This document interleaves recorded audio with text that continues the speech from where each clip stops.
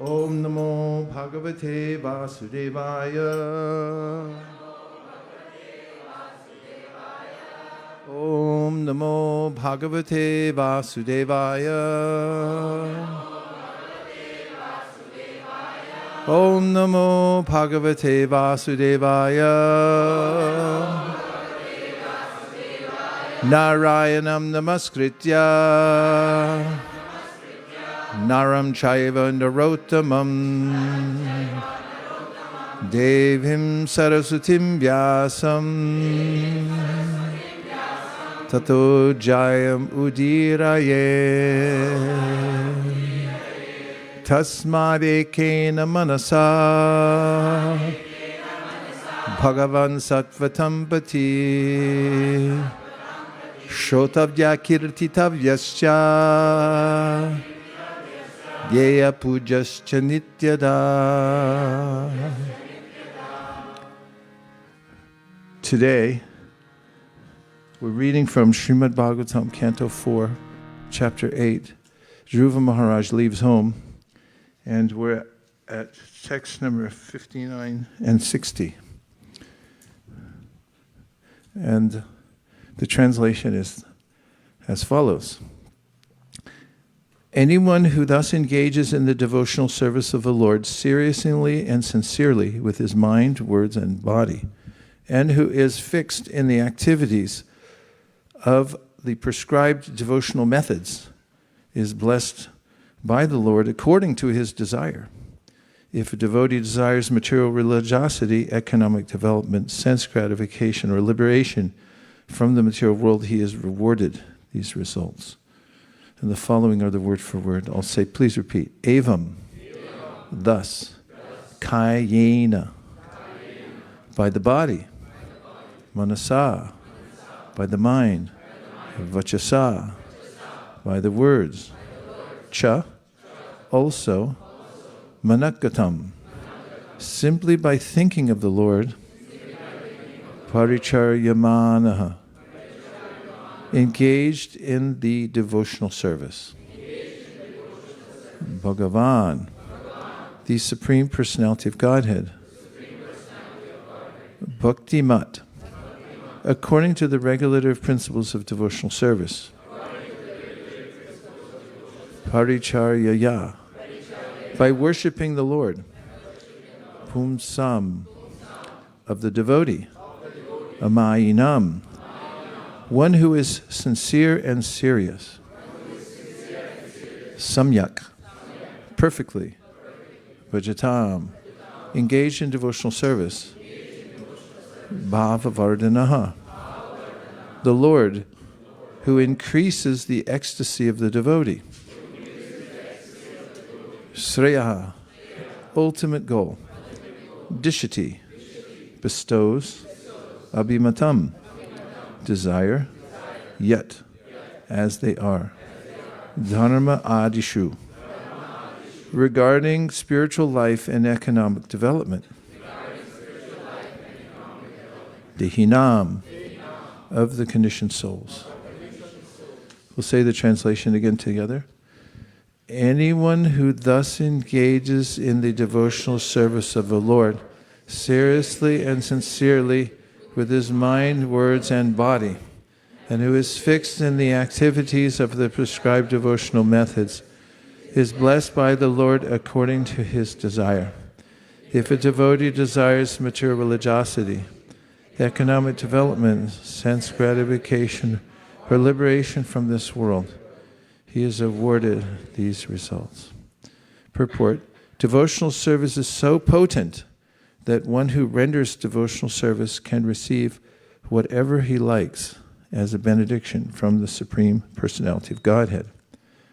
The conditioned souls are very much attached to the material world, and thus by performing religious rites, they want the material benefits known as dharma and artha. Evam kayena manasa vachasa cha manogatam paricharyamano bhagavan bhakti-mat paricharyaya Pungsam amayinam samyag. Vajatam bhavavardhanaha. Shreyo dishyatya bimatam. Yad dharmadishu dehinam. A couple devotees, please chant. Kayena manasa vachasa cha manogatam paricharyamano bhagavan Bhaktimat paricharyaya Pumsamamayinam samyak Samainam samyak Bhajatam bhavavardhanaha Shreyo dishatyabhimatam Yad dharmadishu dehinam. Vaishnavis.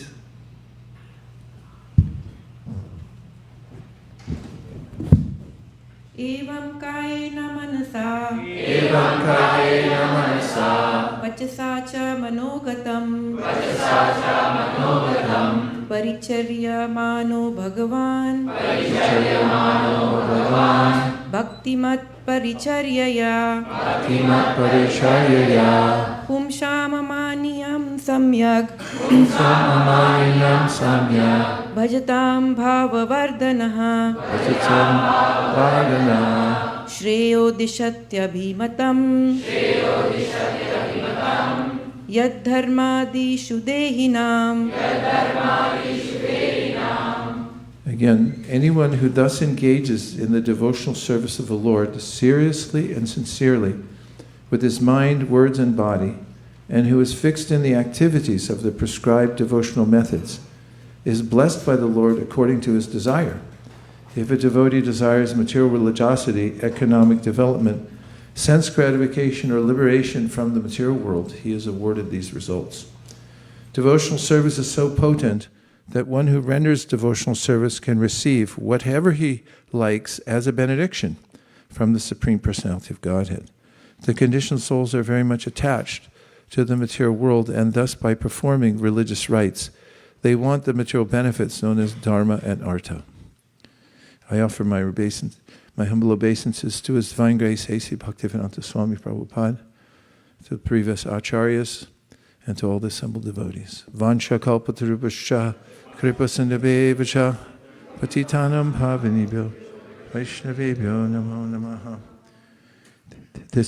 These are instructions that Narada is giving to Dhruva, who, as a very young prince, left home out of frustration and anger to go to receive benedictions from the Supreme Personality of Godhead, because he had deep desire in his heart to get revenge.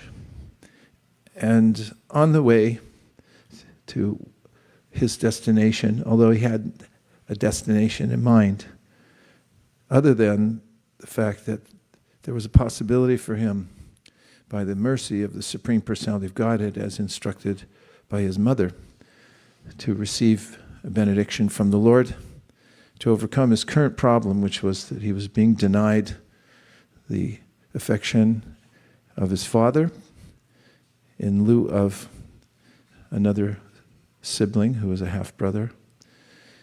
And he knew what he wanted, and he had a vague idea about how to get it.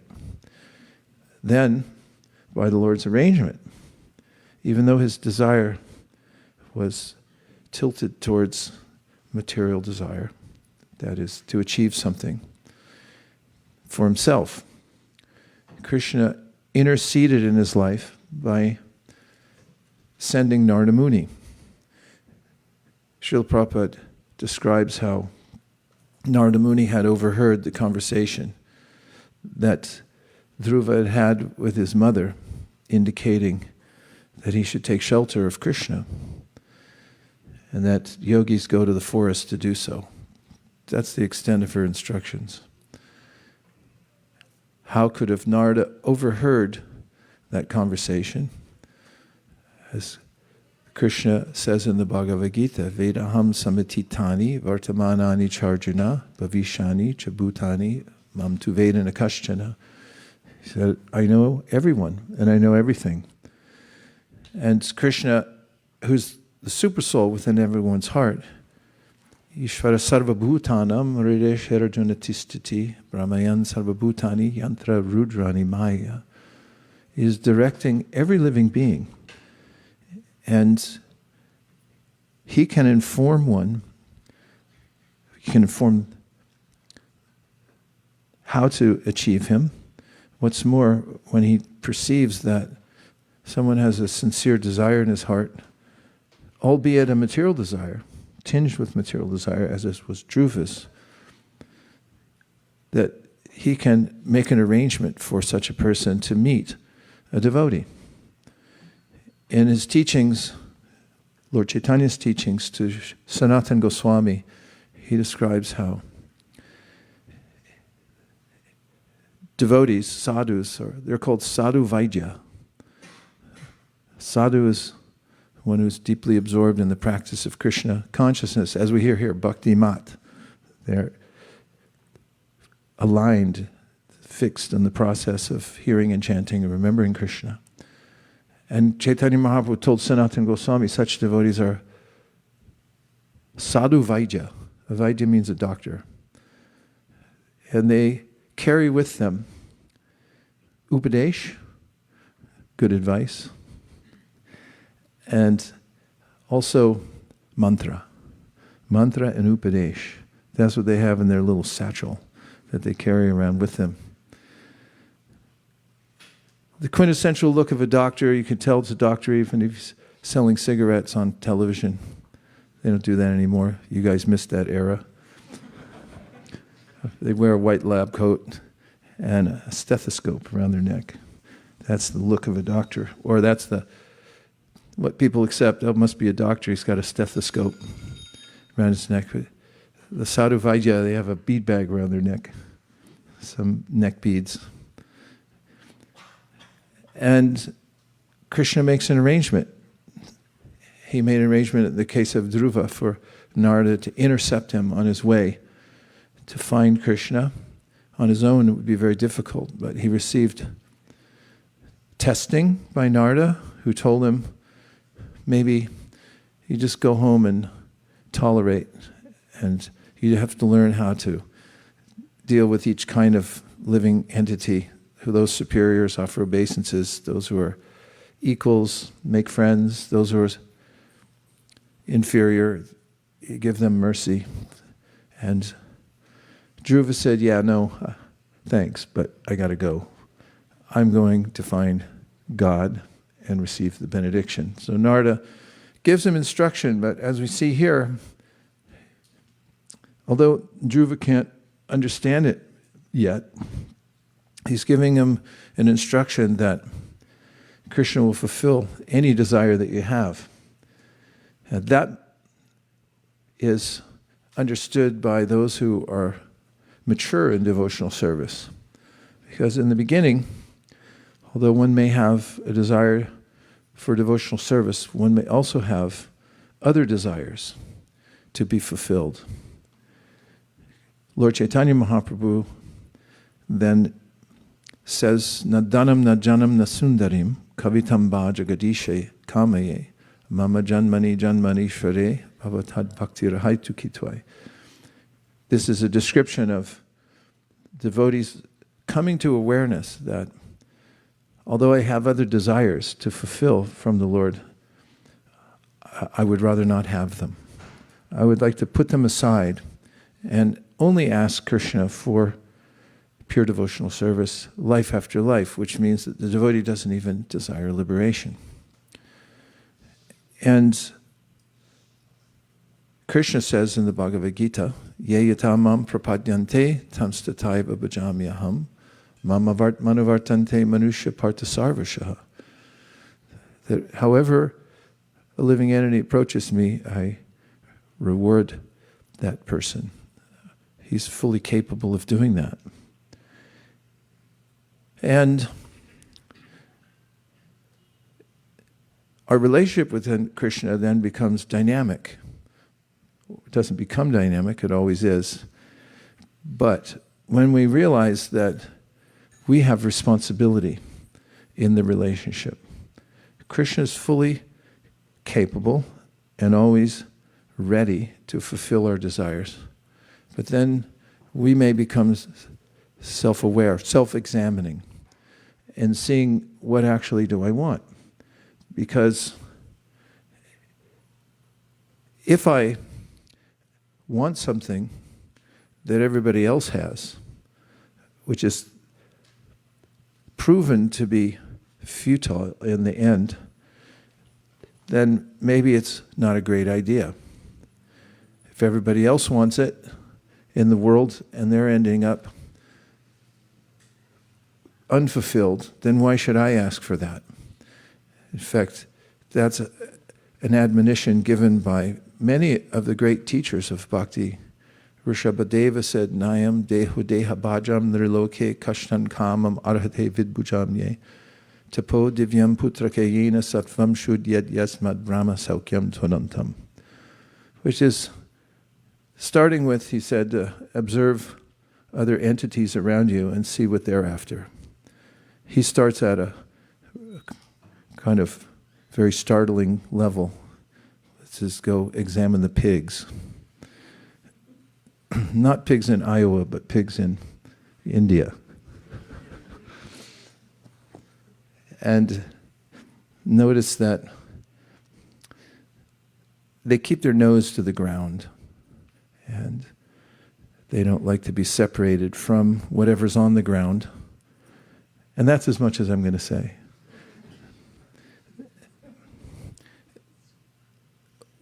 How could one give an example of an entity with a baser desire than that?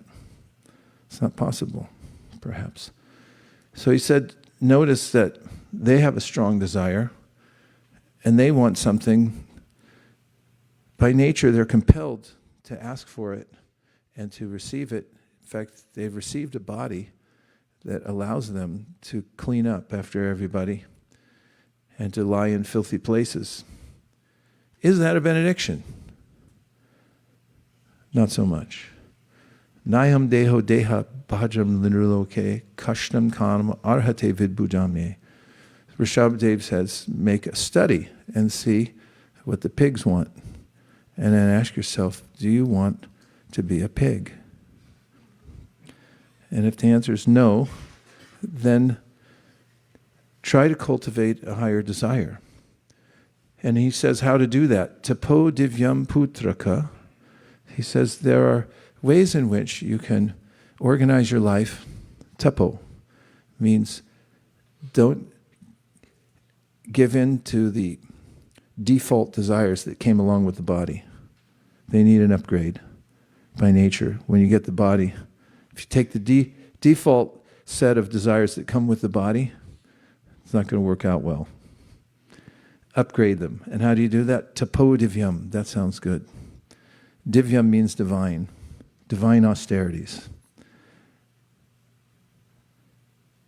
Putraka, it purifies one's existence.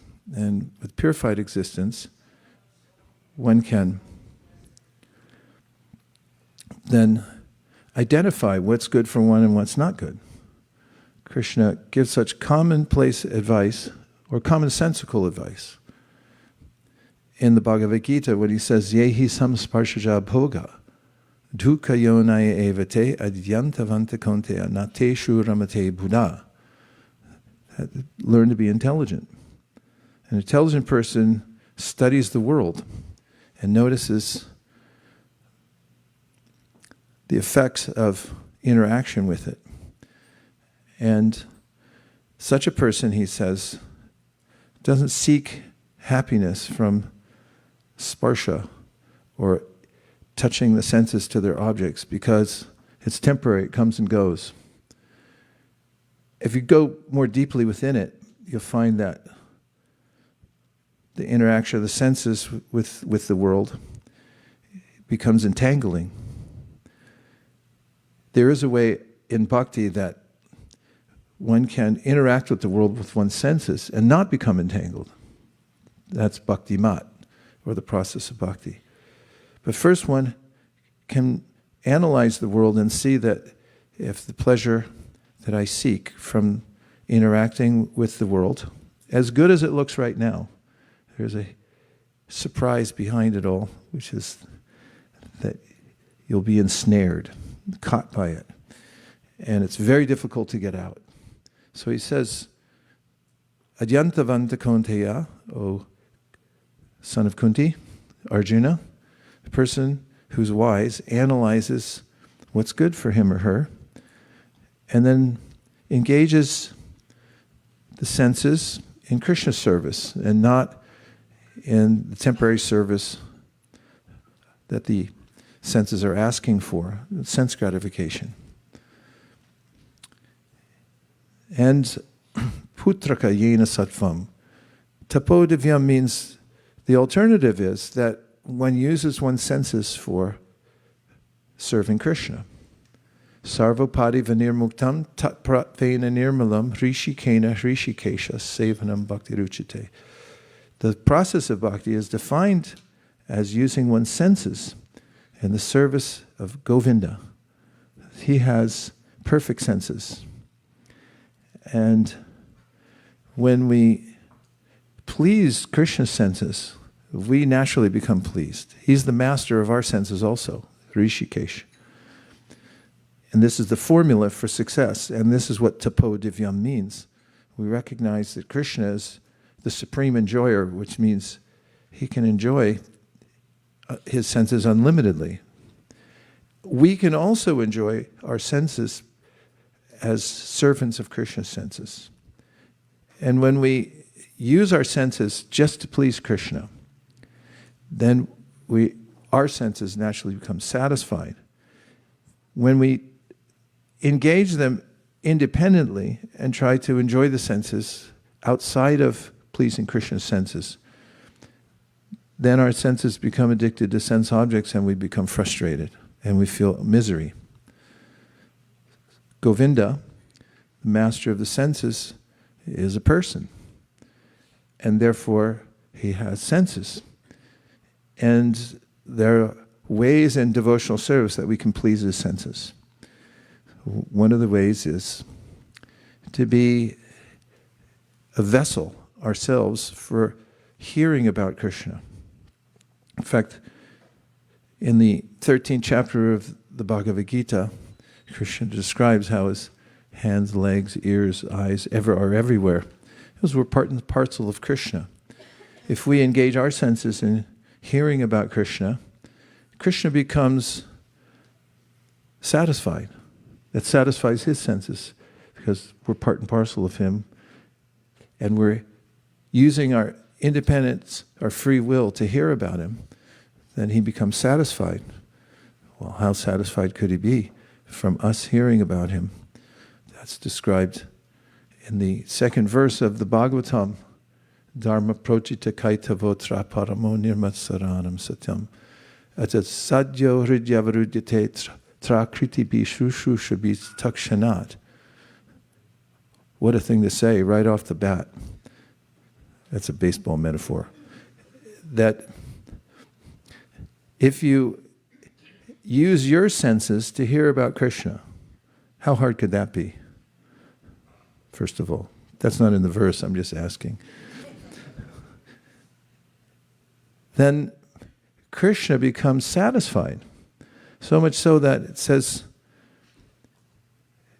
he likes the person who's doing that so much that he won't leave their heart.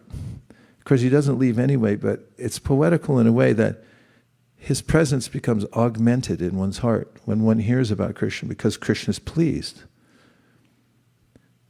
As Prabhupada puts it, he becomes compact within your heart. And Vasujita hridayam yasya sakshat Dhariravisha abhihito pyagoganasha pranaya rasanaya jitangri padma bhavati bhagavatam pradana ukta. A devotee who becomes advanced, pradhana bhakta means they're solidly situated, pretty good, yeah. Solidly situated within devotional service, which means they're clear about this, that I serve Krishna's senses. I serve my senses to the degree that it helps me to be vigorous enough to serve Krishna's senses. That's kamasyanendriya pratir labho jivete yavata jivasya tattva jignasya narto yasche. It means basically go to Whole Foods. Trader Joe's is okay. You got to stay alive somehow. But to serve Krishna. And if that becomes your intention in life, to serve Krishna's senses, you've broken through to the other side. As Jim Morrison once said, break on through. This is the real breakthrough in life, to understand that I'm part and parcel of Krishna. And by serving his senses, I naturally enjoy. And the same kind of ambition that a person who thinks that he's or she is going to enjoy by accumulating more opportunity for sense gratification, a devotee has just as much or more ambition to please Krishna's senses. So you may see a devotee driving in a car. You may see somebody else on their way to make an arrangement for their sense gratification driving in a car. And you may say, well, they're both driving in a car, therefore they're equal. But their intention is diametrically opposite. The intention of the devotee is to please Krishna's senses. And that's why, of course, my intention is more on the side of, I wanted to be on time for Mangalartik, but we got pulled over one morning because we were the only car on the road practically on 101 at 4 in the morning, trying to make it by 4:30. I was with Bhakti Daniel, now named Damanar Smaran. He used to live in Burlingame. Remember when he was a kid? Somebody called me from Berkeley and said, hey, we got a kid over here. I said, yeah, so what? And they said, no, he's a devotee. I said, yeah, right. They said, no, really, he's really good. And I said, yeah, why are you calling me from Berkeley? He said, he lives next to you in Burlingame. So he used to drive with me to the temple all the time. And we were on the road to Mangalartik, and the police pulled us over. Got off at an exit, pulled into a parking lot. They came in with their lights. They said, what are you guys doing? Why are you going so fast? I said, we're late for a prayer meeting. And they go, all right, go ahead. If we had been revelers, like most people who might be out that time in the morning, speeding on the freeway, it might have been a different outcome. People appreciate, even in this world, that when you use your resources for God, then you're treated differently. For instance, if you give your money in charity, you get a tax break. Why is that? You can start a charitable remainder trust and put all your assets in it, take an annuity, and you get a tax break because you're giving everything away. People intuitively understand that if you act selflessly in this world, you're volunteering for the benefit of others, then you're not subjected to the same laws, same tax law as other people are. And in the universe, there's a way in which when somebody has crossed over and realized one's existential position as part and parcel of Krishna, and that when one learns the art of devotional service and how to please Krishna's senses, that as it says here in the verse, Bhava Vardhanam, Krishna increases your bliss. Bhava Vardhanam, bliss is increasing. And so we find that if you try to increase your own bliss in the material world, you get an opposite effect. This is something that Arjuna mentions to Krishna in the first chapter of the Bhagavad Gita. That why am I getting the opposite the result of what I desired? It's because you don't know the science. If you want to increase your bliss, your actual happiness, and serve the senses of Krishna. So what are the obstacles? Through the dark night of the soul here in the material world, we forget that we're part and parcel of Krishna. We become absorbed in the bodily conception of life. And one of the first hurdles to overcome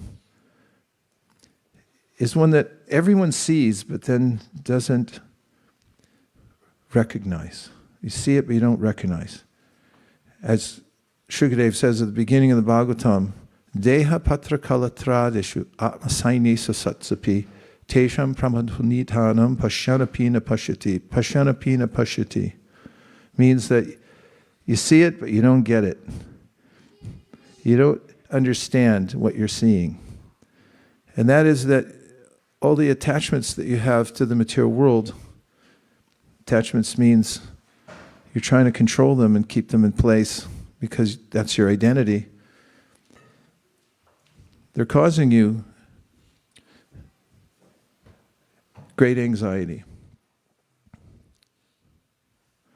And one has to learn to see one's position in this world, that I'm a servant of Krishna. And the first obstacle is this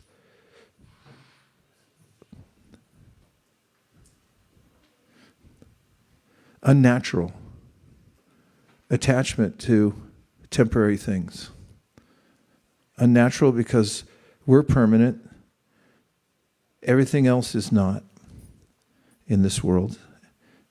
And when I get attached to things that aren't going to go along with me, I got a problem.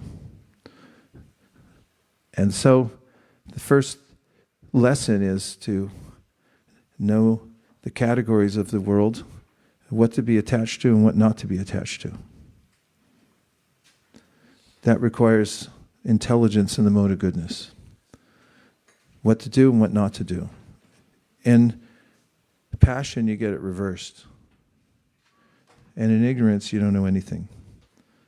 So you have to come to the mode of goodness, purify your intelligence, and understand that being attached to temporary things in this world causes my misery.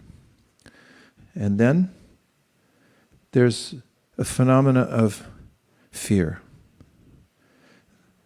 That will this really work? And is Krishna really my friend?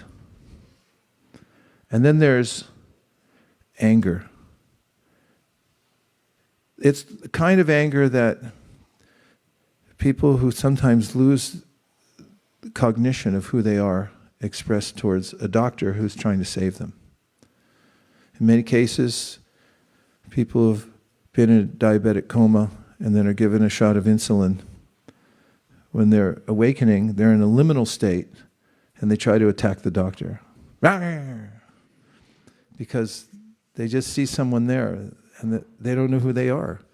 And they accuse the person, oh, you're attacking me. What are you doing with that implement in your hand?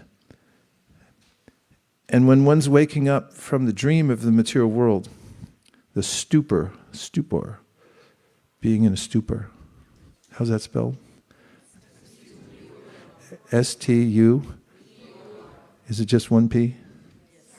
Can you look it up? Doesn't sound good though, does it? I mean, people try to induce those by drinking things that you can ignite, but don't do that. We're already in a stupor. What is it? 1P, and what does it mean? Where does it come from?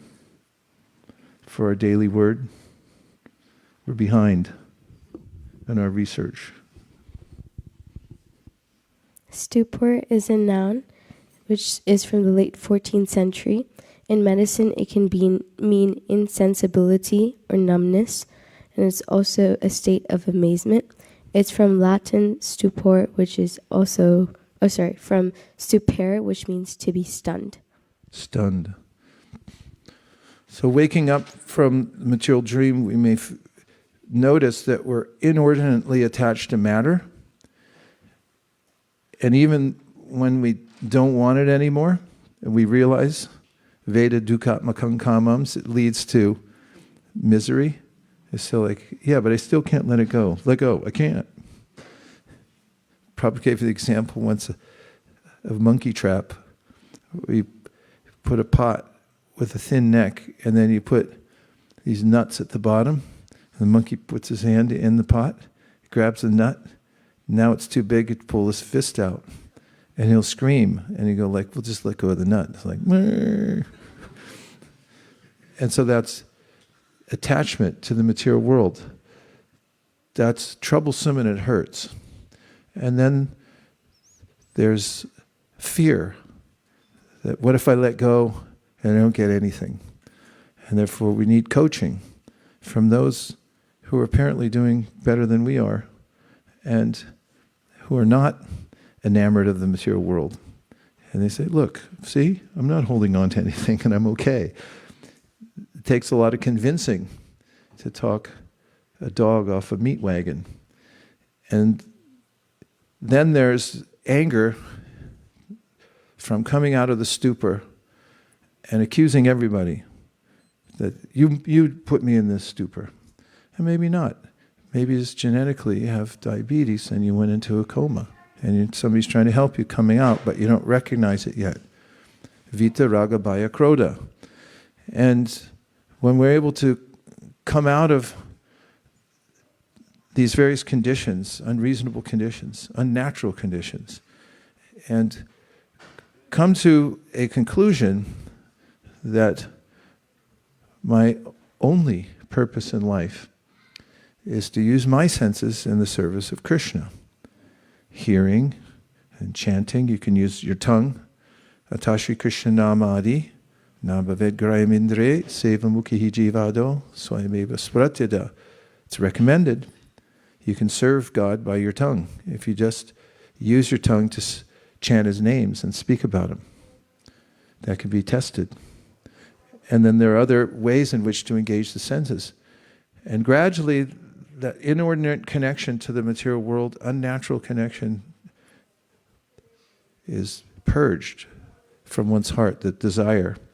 And one, at the same time, becomes positively engaged in devotional service. That's the power, the potency of devotional service, is that there's a pull, a strong attraction. Once one's able to get enough traction in devotional service, and enough momentum in devotional service, one rises above the false attachments in the material world. Mam chayo vyabhicharina, bhakti yogena sevate, sagunan samvitityaitan, ramabhuya yakalpate. If Krishna says, if you just keep it up, little jiva, you're going to rise above all this, and you're going to come to the happy state that you're meant to be in, the state of spiritual happiness. It's all possible. So this information is important. It's here given in context that we can understand, people we can relate to, and those we can, and that we can also emulate. So wherever we are, and whatever situation we're in now, if we take this advice that's being given by Narada to follow the Bhakti mat, be fixed in the process of bhakti, even if one has some ulterior motive, or still has raga, attachment, bhaya, fear, what if I'm actually evolved from chemicals and none of this matters, or I'm a brain in a petri dish, or what if God actually hates me and He wants to smite me? And all these, they gradually diminish, Krishna says. And He says, don't worry, you can overcome all these by the process of devotional service. Bahuvo jnana tapasa. He says, so many people have overcome these. Bahuvo jnana tapasa, by having knowledge and divine austerity. Now we'll take a few reflections, expand the conversation. Yes. Akshar Nitai, freshly back from New York City. Haribol. It's good, everyone's going out and seeing the world now. Hare Krishna Maharaj. It was an amazing class. I had one maybe reflection, kind of a question. When you quoted the Veda Dukkhatmakam Kaman, you also started talking about how when one can come to the realization that I only want to serve Krishna. That realization may not necessarily be completely assimilated, and so it may be flickering. And so how does one make sure that he doesn't jump too far ahead and get yanked back by his own attachments? Well, you will get yanked back by your own attachments. And that's a revelation. Part of the revelation is that my involvement with sense gratification is serious business. It's not a plaything, Prabhupada says. It's if you mess around, even and especially after you have knowledge and you mess around and you tempt fate, you can find yourself in serious entrapment in the material world. So then you can increase your desire that next time I'm not going to do that. Or you can be bhakti mat and lean into the process of hearing more and be fortified and not do that. It's a smarter way to conduct oneself. It's more dignified also, ultimately.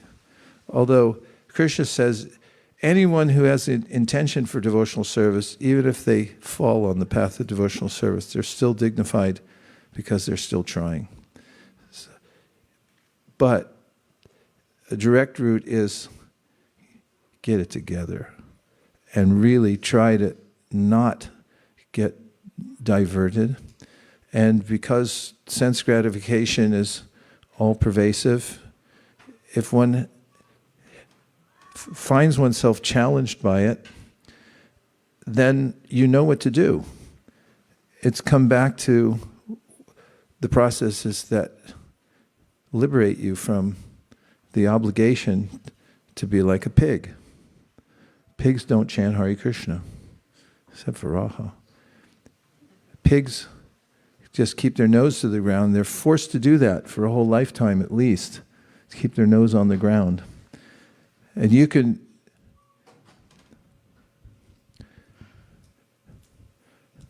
rejoice in the fact that you can sit down for a while, cool off, and think about what's most important.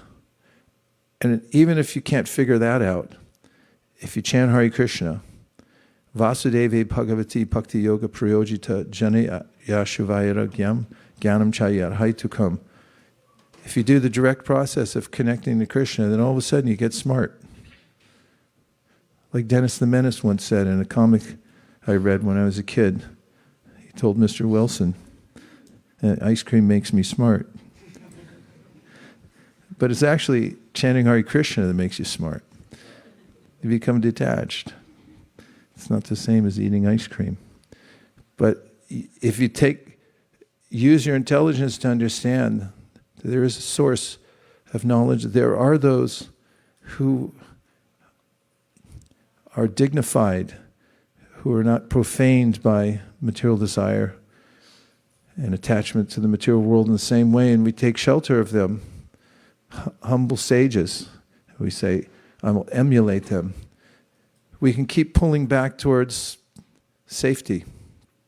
Balance doesn't mean that you're completely still. It means you're pulling back to the center. And it's something that Prabhupada mentions in the light of the Bhagavat, that missteps may not be detrimental. They may become the pillars of success. Failure may become the pillars of success, but only if we're sincere. We have to take it seriously. This is a very serious lifetime we're in. You had to keep reminding yourself this is serious. And it's shorter than we think. And we can't take anything for granted. So if you take advantage of what you have right now, Krishna will help you. Yes.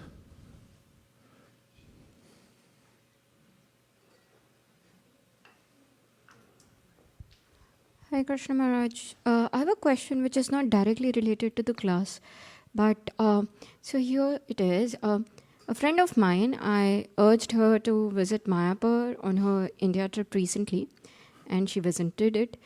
She's also into music, so she was trying to figure out where she can buy a good mridanga. And it then turns out that on mridanga, on the top and on the bottom, we use cow skin. And what she told me is that most of these devotees who are selling mridangas are actually procuring the cow skin from slaughterhouse where the cows are killed for their meat. Then the question was, why are we using mridang when we know that a cow has been butchered for this? So I don't know the answer. Well, according to Gopal, who's my source for mridangas, he sources out ahimsa mridanga makers. How to verify that in India is another question which you can look into. But as far as my sources and information goes, through Gopal, who I trust, he finds out places where they do have ahimsa leather, and that's what they offer us. Otherwise, you can play a Balaram Mridanga. But then the... Who said, oh? You said, oh? We have one. Just to follow up on that, Maharaj, I understand that here we are using ahimsa leather, but it may not be true for all our temples then. I don't know the answer. Well, we can call them up. Okay.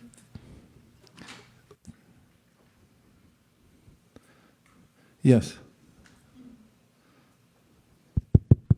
Hare Krishna Maharaj, thank you so much for the excellent class. One question I had is I've noticed that developing this taste derived from trying to satisfy Krishna's senses is somewhat of an austere path and is not necessarily the easiest to follow. And I was wondering why is this process somewhat difficult if Krishna at the end of the day wants us to satisfy his senses and is pleased by this? So, please, thank you, Maharaj. Which part do you find difficult? I find chanting my rounds in the morning, waking up and chanting them and paying attention while I'm chanting. Which part? Waking up is difficult, or both? Yeah, it takes practice. Mode of goodness, even in the Bhagavad Gita, Krishna says, if you practice, you'll start to notice that, as he says, mode of goodness, happiness. We're just talking material happiness. He says it's poison in the beginning and nectar in the end. And he said mode of passion is like nectar in the beginning and poison in the end. So this means be intelligent, study the science of how the world works. And there's a way in which when you know that, for instance, if you perform some austerity, let's say getting up early.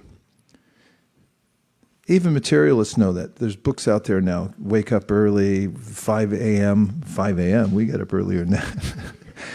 and so forth. People are catching on. And in fact, it's been there forever. What is it? Early to bed, early to rise makes a person healthy, wealthy, and wise. I mean, that knowledge is out there. It just takes practice. And you've experienced, if you study hard for an exam, a little austerity because your friends say, let's go to a movie, and you say, no, I'm dedicated to this, I want to do well. And how do you feel when you're ready and you sit down for the test and you take it? You perform the austerity, and then afterwards you're glowing, and they went to a movie, big deal. Everybody does that. But you did something more important. So this is a basic principle of human life that I find quite exhilarating, is that you can rise to a higher level by discipline. It's a Latin word. It comes from the root word which means a learner. You don't learn if you don't perform austerity. And human life is meant for austerity. Get a tattoo like that on your arm. And then embrace it and practice it. We don't do baseless austerity. We do austerity for Krishna. For instance, the reward of waking up early is that you can chant in peace in the morning, or you can go to Mangal Artik. It's called Mangal Artik for a reason. Mangal means auspicious. And there is a big difference between waking up early, taking a shower, going to Mangal Artik, and sleeping in, rolling out of bed, and turning on the news. It's a big difference. So, Sri Upanishad says, Anyadeva Hursambhavad, Anyada Hursambhavad, Iti Shushamadiranam, Yenas Tadvichakshade. Take it from smart people, it says, who have figured this out. There's a big difference between waking up early, taking a shower, chanting your rounds, and going to Mangal Artik, and sleeping in, rolling out of bed, leaving your bed unmade, turning on some mundane sound vibration, and eating a Pop-Tart. Big difference between the two, the great sages have said. So if you figure that out, then you've got an edge. That's what we want as humans. We want an edge, right? Don't you want an edge? This is it. Tapo divyam putra kalyena. Find out what those divine austerities are, and then really get good at them. Practice it.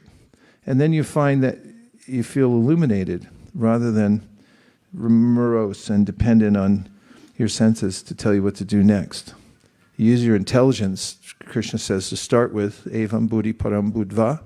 If you want to win the war, he says, evam buddhi param buddhva samstabhya manamatmana jahi shatram mahabaho kamarupa darasadam.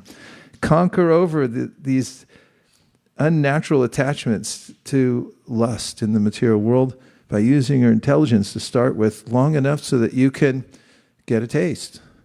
And if you have one Mangal Artik where you're standing in there and you feel like all the energy of the previous acharyas is being channeled into your heart, and you walk outside and the sun's coming up and you feel that, wow, this universe, that's Krishna looking at me, that's his eye. No comparison. And it only increases from there. The relationship we have with Krishna, he's a person. And he has the power to reciprocate with us in love. And if we get past just intelligence and we have a spontaneous desire to serve Krishna, wake up early, come in and prepare something for Krishna's pleasure, or in the evening give him some sweet rice. If you got a little oil, for instance, Pranahari, when he was the head pujari in Denver, in the Brahmacharya ashram, he started a laboratory. What was in it? All natural oils he was collecting from all over the world. That was one of his main focuses in life, is how to get the best oils. And he'd mix them himself. And then he'd offer them to the Lord. So he'd take them to Radha Govinda. He's like a little swab. After he prepared it, puts it for the Lord to enjoy. And then you take a little prasad. See, you always get the prasad, right? And then you walk around, it's like, ah. Devotees walk on a plane, everyone looks around like, what's that? It doesn't smell like cologne, you know. It's some sublime smell. Krishna's sublime. Everything about him, if you hear Bhagavatam, it's the most beautiful poetry. It takes you to a spiritual harmony that you can't get in the material world. There's, even in the most refined music and literature in this world, Bhagavatam says, that stuff's like for crows compared to the Bhagavatam. That's what we really want. We want aesthetic. We want to be pleased on a very deep level. The soul has to be satisfied and feel, oh, this is so nice. Friendship in Krishna consciousness, when you resonate with others who are engaged in tapo divyam, and you feel, oh yes, let's do this together, and you have gratitude for your friends. And you can't go to sleep at night because you're thinking, they're so nice, they're so nice, I can't sleep. It's too good. And when you have that, then there's no thought of sense gratification. It's an estuary situation. A place we escape to sometimes, there's an estuary. You know what it is? It's where the ocean meets a clear water river. Very interesting creatures that live there too, because some can live in either salt water or fresh water. But what happens in an estuary is when the high tide comes up, it backs up the river, and it goes way up the river and overwhelms the river. So the river may be flowing, but when the high tide comes, it pushes the river back, and then it becomes salt water instead of fresh. And so when that swell of desire to please Krishna's senses comes into our heart, and it will, through the practice of bhakti, then it overwhelms all those other petty desires that we may have had, that are like a little river. It's no match for the ocean. Yat pada pankacha palasa vilasya bhakta karmashrayam gratitam udgratayanti santa tadvanda rikta matayo yatayo pirudha shoto ganas tamaranam bhajavasudevam. It's the power of the vilas, the aesthetic beauty of the descriptions of Krishna, the relationship we personally have with Krishna, and for that matter, everything in the world, because it's all Krishna. And if we're able to see that and not see anything separate from Krishna, there's no separation. It's always a full heart, because we're experiencing Krishna's mercy. And there's no more fear that Krishna's going to cheat me, or anger that God's against me, or attachment to stupid stuff. Wah. Don't be a pig. And don't be a little baby. Know what's good for you.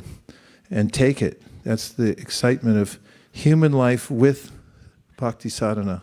It means full potential to come to prema, which is full-blown engagement of our heart like we've always wanted.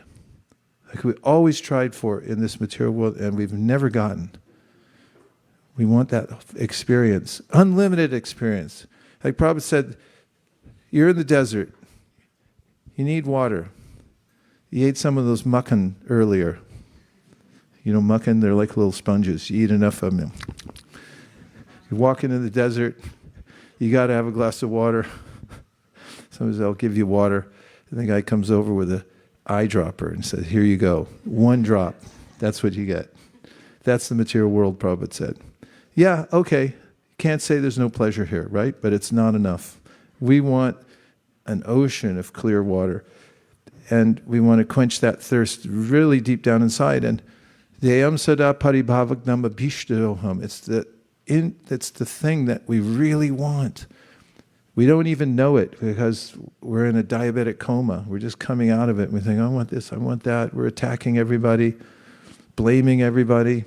But then Lord Chaitanya, if we meditate on him, he'll fulfill that inner desire. Don't worry, says Karabhajana Muni. That's the Sankirtan movement. Vaikuntha Nayak from Mysore, the home of Mysore Pak. Hare Krishna. Hare Krishna. Good to see you live again. So we'll be seeing you soon too. Jai Hare We're Krishna. coming down Thank you, there. Maharaj. Hare Krishna. Thank you, Maharaj. Thank you. You made my day. By the way, Maharaj, that Ahimsa Mridanga that you mentioned that they make in Mysore, I saw your testimonial also on that website. I have put it in the chat if Mataji wants to see that. But Maharaj, I had a question on this, a very interesting point that you mentioned. But you see it, but you don't realize it, right? I think if you could please elaborate on it, because there's so much graphic description about how sense gratification is a dead end, it's useless, the example of the pig, so much in the Shastra, my own experience, but still in this conflict between the tapodivyam and sense gratification, I seem to be flip-flopping between the two. So, yeah, I don't know whether it's through intelligence we can get convinced. Or, Oh, you like could. you said. Humans study all kinds of things. long as they have enough grant money. And you could study the material world also. The Upanishads, the Bhagavad Gita, the Gita Upanishad, Bhagavatam, they all invite us to explore the material world for ourselves. Krishna says, Shruti pratyakshamaitiyam anamanam tushtayam pramaneshvaram vastadad vikalpatsa virajate. He says, okay, you're human, you're smart, you're a jiva, you can figure stuff out. Use pratyaksha, use your direct experience. Pratyaksha shruti, hear about it. Shruti pratyaksham itiyam. Itiyam means wisdom passed down from previous ages. That every generation has heard that say, yeah, that works. You can see it works for people at all times and places. And Anuman, right? Logical conclusion. He used all that to figure out vikalpatsa virajate. Anavastana, figure out the material world it's not stable. You want to deal with something that's not stable? You want to deal with a person who's not stable? Run. So, vikalpa, therefore you should be a little detached. And so you can study that and see that it doesn't hold up under scrutiny. And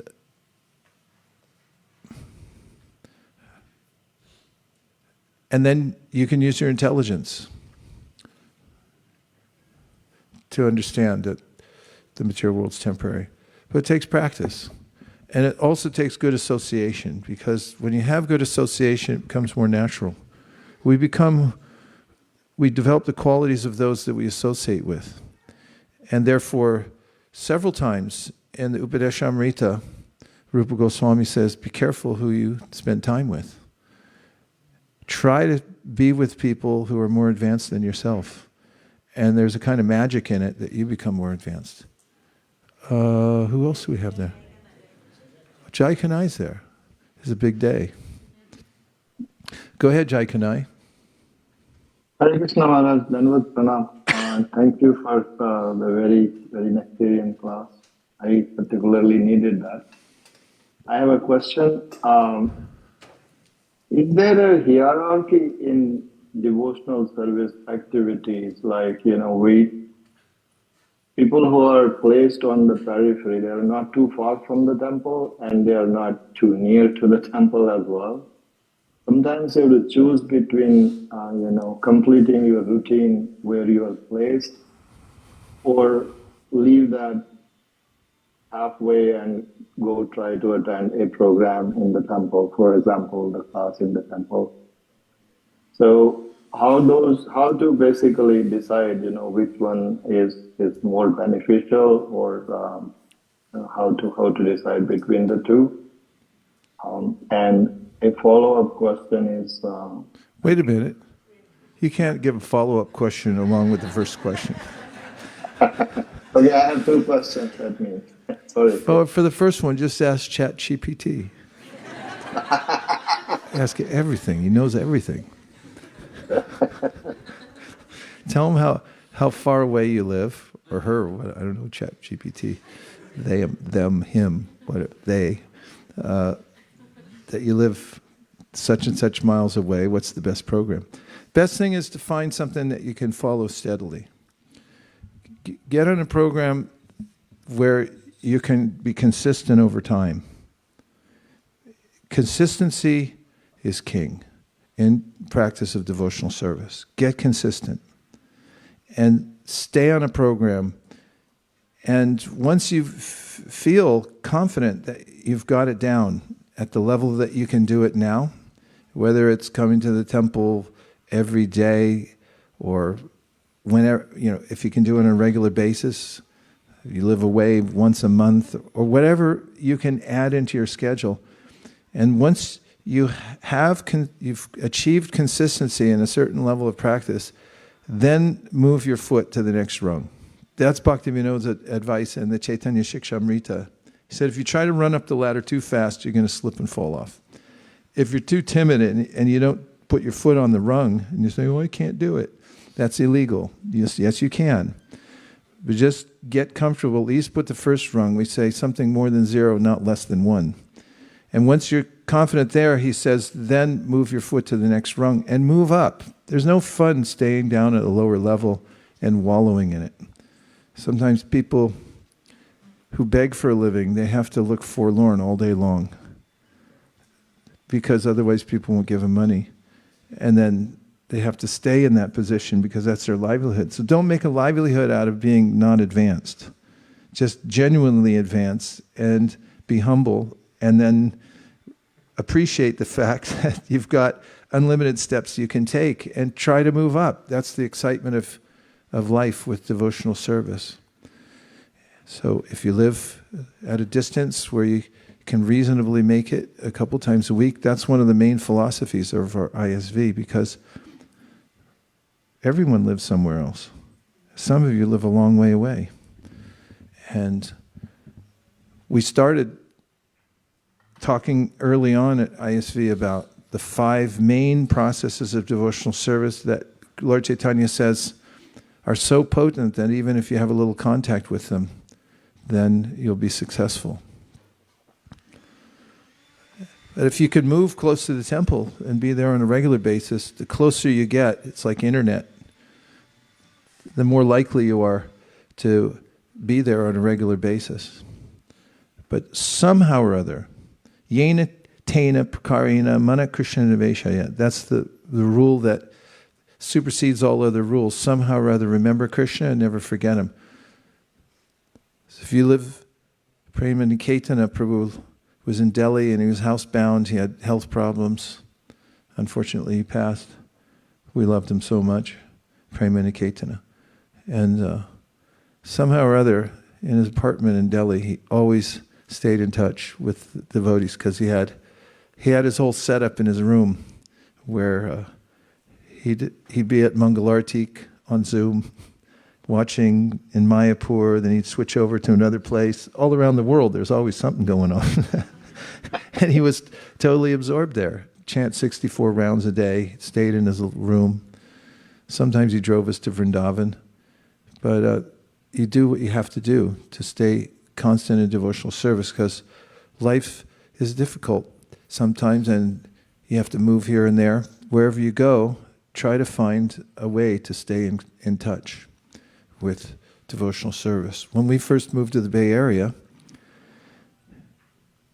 we had choices of where to live, but we chose Burlingame because it was 7 minutes from the airport. And not because we were flying that much at that time, but because I lived at the airport for book distribution.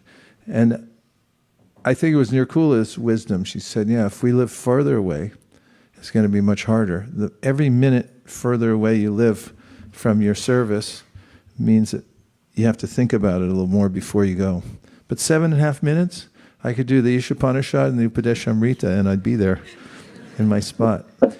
And that lasted for 13 years. So you got to figure it out as you go. Wherever you go, try to find some connection and just stay in touch. And one way or another, yena tena prakarena.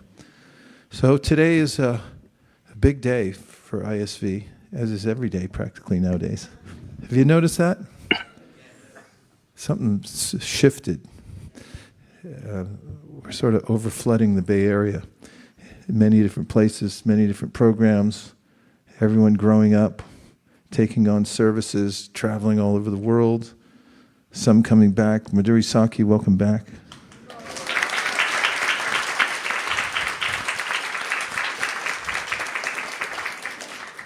I gritted my teeth and bore the separation for a long time. We're glad you're back. Everywhere we went, I was like, how come the cartels don't sound right? Yes, last thing, then we got to go in Sankirtan. Hare Krishna. Hare Krishna Maharaji.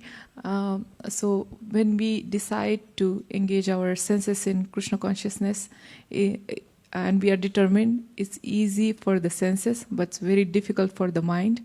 I notice when I chant, like thoughts still like continue its chain, and they are random from childhood. Like any like conflicts I have ever experienced, like they are random. So while chanting, they are still there. So is it common? And Yes, do they it's the ever? most common thing.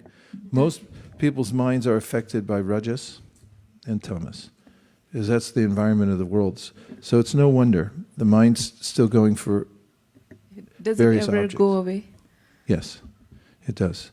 So you have to rise from tamas. You have to defeat tamas with rajas, and you have to defeat rajas with sattva, and you can rise above sattva with the transcendental practice and come to Shuddha Sattva.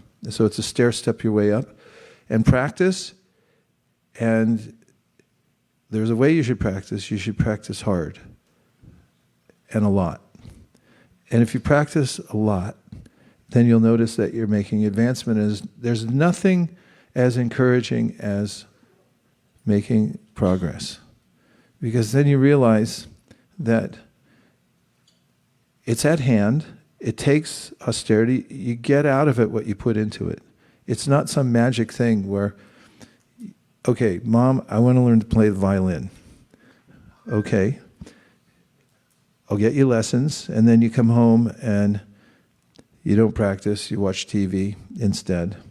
And then you go back to your teacher, and then the teacher says, let's hear you play something, and then the teacher says, yeah, no, you didn't practice. Teacher knows. And Krishna knows our heart also. If we extend ourselves as much as possible, as much as we can eke out, even as we're being constrained by all the limitations we now have, He'll help us. And God helps those who help themselves. So if we think like that, and we try to make it an adventurous life, and say, one way or another, I'm going to get out of the muck. I rise above the mind, I'm going to come up to the next level. You implement every little thing you can do to get to the next level. And when Krishna helps you and you realize that He's helping you, then you become inspired for more. You can even become greedy. And Prabhupada writes in the Caitanya-sikṣāmṛta, when you get to the position where you realize that Krishna's there in your heart, smiling, and you have an altar for Him there in your heart, then you can have a festival and invite everybody. Bake a cake. Say, Yahoo! I mean, not literally, but... But yes, it's totally possible, and that's why all the Shastras advise us, make advancement. Don't hesitate. Don't worry. You can do this. And just hang on to those who have it, and take advantage of everything you can now, and you'll be successful. There's no question about it. And even if you fail, Krishna will drag you somehow or other. And figure that one out, because then why make him drag you? Why not just get up for the program and do everything you possibly can do, whatever you have within your power now, whatever access you have now, and then you'll make advancement. Where are we going on Sankirtan today? Just 1 second, and then the program. Hare Krishna Prabhu. We have many spots today. One of the spots is actually the Youth Sankirtan. They're going to plaza in Campbell, and a door-to-door right next to it. We have a lot of youth signed up today, so we have to divide. That's one spot. And we have 3 spots in South Bay. One is led by Kautukarna Prabhu, one by Vaishnavi Toshni Prabhu, other by Aradhika Anuradha Mataji and Nikunjanayak Prabhu. And there is one team going to Dublin. And there is a big team in Mountain House who are doing distribution along with the home program there. And we have one team in Fremont, and we have one team going to Evergreen, and maybe one team in San Francisco. We have about, after the sign-up sheet that we sent, we had about 55 sign-ups. Some of them are new, some of them are our stalwart devotees. So about total, I'm thinking maybe close to 100 devotees might go out today for Sankirtan. And the best news is that when we announced that we want to do this for Bhaktivinoda Thakur, that we wanted to have everybody go out, including pujaris and everyone. Today, I was in the book room trying to find something. Ramananda Seka Prabhu came and he said, here are $60. I distributed 6 Bhagavad Gitas.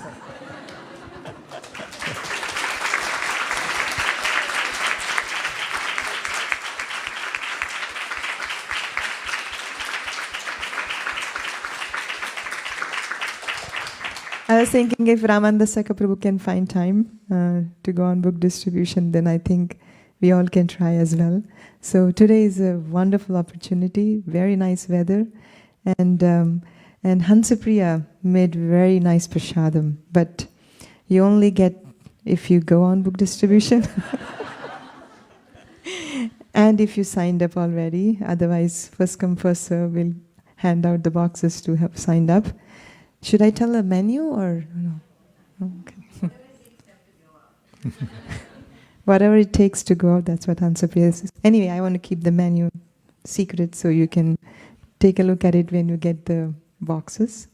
So we have team leaders for all the spots, and whoever has signed up, we will pair you with the team leaders. And some of them said that you need some training, so the team leaders will also give you some training, and they can show you how to, a quick training, because we cannot have a longer one, but quick training, but we have trainings ongoing as well. So please do go to one of those spots, and please, Bhaktivinoda Thakur. Where's my spot? Prabhu, you are going with the youth to that plaza, as well as the Campbell door-to-door. This is very close to our old Bascom temple. Okay. And I think it's a good spot. When can we leave? So we will, I think there is a kids presentation, and after that we'll quickly take prasad and plan to leave by 10:30 from the temple. And whoever is coming directly, then we will send out the spots and everything in the Weekend Warriors group, and then the leaders' phone numbers, so we can connect with them, and then they can reach out. I need a few things. I need I need some language cards. I couldn't find mine. Thank you. And we have all credit card acceptance on our team. Yes, Prabhu. Okay. Yes. Yeah, we have the books. The team leaders will load up the books and everything, so you can just show up and distribute books to your heart's content.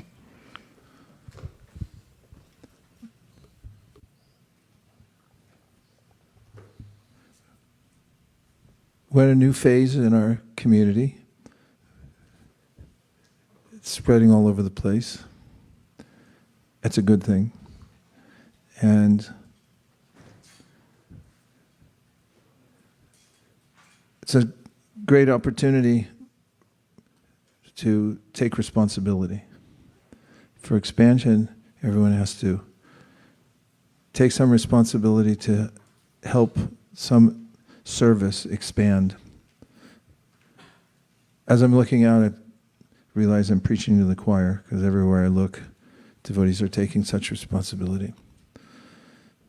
And keep in mind that it's not what we do that counts, it's how we do it that's most important. Because birds fly in the sky as high as they're able.